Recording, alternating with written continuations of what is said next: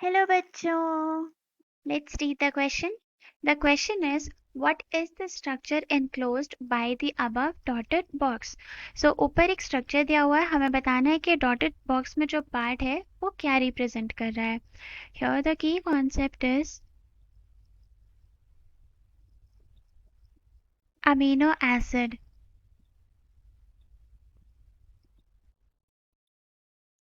Let's first see amino acids क्या होते हैं. अमीनो एसिड्स हमें पता है कि ये बिल्डिंग ब्लॉक्स होते हैं प्रोटीन्स के. और इनका जनरल स्ट्रक्चर क्या होता है कि there's a कार्बन जिस पर लगा होता है एक COOH ग्रुप यानी कि acidic part which is the carboxylic acid. And इसके साथ होता है एक हाइड्रोजन, एक अमीनो ग्रुप और एक होता है आर ग्रुप. ये जो आर ग्रुप होता है this is the variable part. यही वैरी करता है, अलग अलग तरह का आर होता है. यहाँ हाइड्रोजन हो सकता है, CH3 हो सकता है, CH2OH हो सकता है और anything.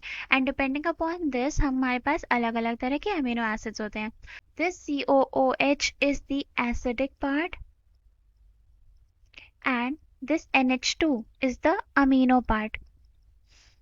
Now what happens is अगर इस अमीनो एसिड से एक और अमीनो एसिड को जोड़ना है तो there will be this carbon, this R part, hydrogen and here this nitrogen और उस पे दो hydrogen. The amino part is complete.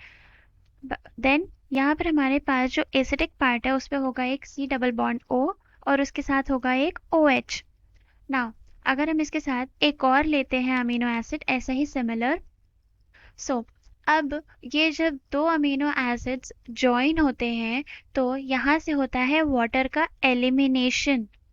एक तरफ से OH निकलेगा और एक तरफ से H निकलेगा और ये वाटर का पार्ट यहाँ से एलिमिनेट हो जाएगा. और एट लास्ट हमें क्या मिलेगा, ये स्ट्रक्चर जहाँ पर ये जो पार्ट है CONH यानी कि ये जो अमाइड पार्ट है ये हमें कैसे मिला है, वाटर के एलिमिनेशन की वजह से. और जब वाटर का एलिमिनेशन हुआ और दो अमीनो एसिड्स ज्वाइन हो गए तो यहाँ पर बनता है पेप्टाइड बॉन्ड. और ऐसा ही कुछ हमारे क्वेश्चन में भी दिया हुआ था. तो ये जो डॉटेड पार्ट है वो क्या रिप्रेजेंट कर रहा है, peptide bond. So the correct answer is C, peptide bond. Hope you understood the solution well. Best of luck.